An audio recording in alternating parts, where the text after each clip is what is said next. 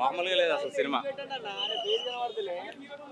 YS Rajasekhara Reddy గారు cinema స్టార్టింగ్లో కనిపించినప్పుడైతే మాత్రం నిజంగా ప్రతి ఒక్కళ్ళు కూడా కట్టతడి పెట్టుకుని ఆయన చూస్తున్నప్పుడు ఆ ఆనందం కానీ ఆ గూస్ బంప్స్ వచ్చే సీన్లు కానీ చూస్తే నిజంగా అసలు ఎప్పటికీ కూడా ఎన్ని తరాలైనా కూడా వైఎస్ రాజశేఖర రెడ్డి గారిని మర్చిపోవడం అనేది జరగదు.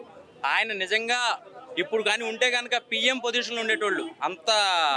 అసలు ఆయన ఆయన చేసే సేవా కార్యక్రమాలు ఇవన్నీ కూడా ఒక 10-15 నిమిషాలు సినిమాలో చూస్తున్న ప్రతి సీను కూడా నిజంగా కూడా ఆయన మనిషి రూపంలో ఉన్న దేవుడు అన్నట్టుగా చూపించాడు డైరెక్టర్ గారు.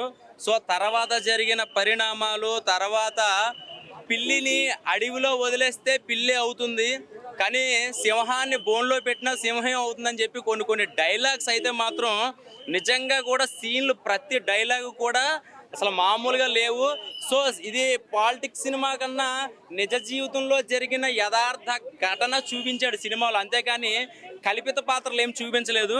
సో ఆయన అవినీతి చేశారని చెప్పి జైలుకి వెళ్ళి ఎలా అయినా ఎలాంటి సిచ్యువేషన్స్ ఎదుర్కొన్నారు, అది లోపల జైలుకి వెళ్ళడానికి ఎలాంటి బయట నుంచి ఎలాంటి పరిణామాలు జరిగినాయి, ఎలాంటి రాజకీయ కుట్రలు జరిగినాయి అనేది కళ్ళ కట్టినట్టు చూపించారు.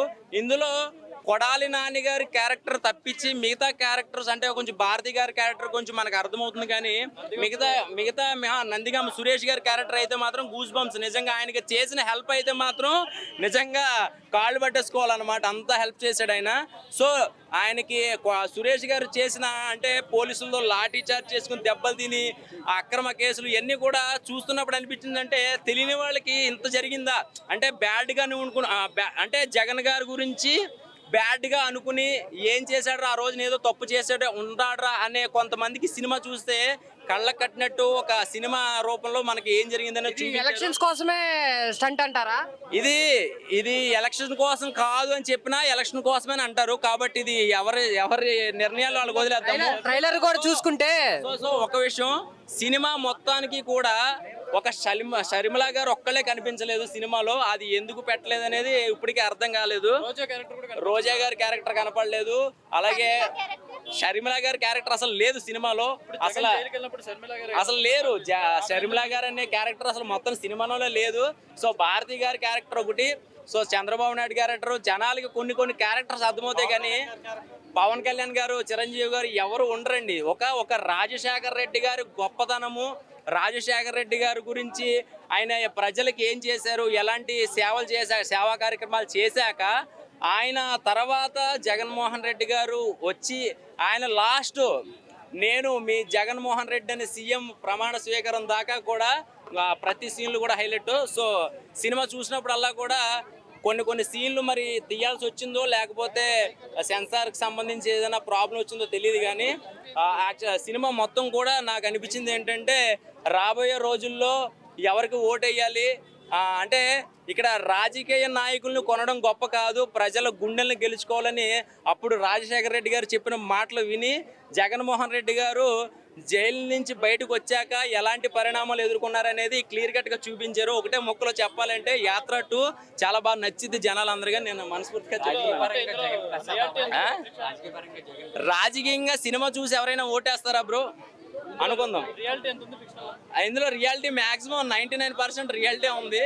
సో కొన్ని క్యారెక్టర్లు తీయడం వల్ల కొంచెం జనాలకి అంటే రాజకీయ పరంగా రాజకీయ నాయకులకు అర్థమవుతుంది పలానా క్యారెక్టర్, కామన్ మ్యాన్కి అర్థం అవ్వదు.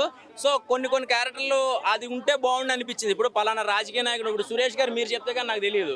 సో సురేష్ గారి క్యారెక్టర్ కానీ లేకపోతే కొన్ని క్యారెక్టరైజేషన్స్ మనకి కొంచెం సేమ్ ఫేస్ ఉంటుంది. కొడాల నాని గారు ఉన్నారంటే రుద్రాక్ష మాలలు ఆ గెడ్డం అది ఎన్ని ఉంటాయి కాబట్టి కొడాల నాని గారు అని మనకి. సినిమాలో మైనస్లు ఏమైనా ఉన్నాయా? సినిమాలో మైనస్లు ఏం లేవు బ్రో, సినిమాలో మైనస్లు ఏం లేవు. కొన్ని షర్మిల గారి క్యారెక్టర్ ఉంటే కనుక కొంచెం బాగుండేది అనిపించింది అంతే. చాలా ఎమోషనల్ గా రాజశేఖర రెడ్డి గారు ఉన్నంత ప్రతి ఒక్కసారి కూడా అసలు నిజంగా గూస్ బంప్స్ వచ్చినాయి అన్నమాట. అది ఇలా అంటారు కదా, ఇలా ఎందుకు అంటారు అని అనిపించింది, కానీ ఇప్పుడు నాకు అర్థమైంది సినిమా చూస్తే ఎందుకు అంటారు. ఫైనల్ గా ఏమంటారు, ఒక్క మాటలో చెప్పాలంటే ఏం చెప్తారు? ఫైనల్ గా ఏమనాలంటే వచ్చే రోజుల్లో ఈ సినిమా చూసి ఓటేయండి అని ఎవరో చెప్పరు. సో ఇప్పుడు జరిగే ఎలక్షన్స్ వస్తున్నాయి కాబట్టి ఈ 5 సంవత్సరాలు గవర్నమెంట్ ఎలా ఉందో చూసి ఎవరికి వేయాలంటే వాళ్ళకి ఓటేస్తే బాగుంటుంది. సో ఈ సినిమా చూసి ఓటేయమని ఎవరు చెప్పినా ఎవరు నమ్మే పొజిషన్లో లేరు. సో సినిమా పరంగానే మనం మాట్లాడదాము, సినిమా రివ్యూ పరంగానే మాట్లాడదాము. సినిమా నాకు నచ్చింది అంతే.